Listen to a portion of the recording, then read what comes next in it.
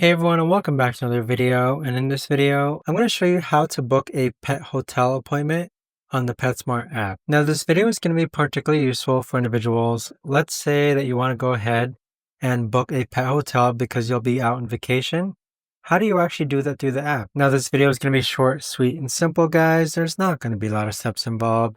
So in order to do this, what you're first going to do is click onto the PetSmart app. Next, you're going to click on Services in the bottom left-hand corner. Next, you're going to click on Pets Hotel. And then this is where you're going to indicate the number of guests and then click on check-in or check-out dates as well. But there you have it, guys. That right there is the best and easiest way that I know of to actually go ahead and book a pet hotel on the PetSmart app. Now keep in mind that you do need to select a store to see eligible pets. So you also need to select a store and simply just select the one that's nearest to you or your preference.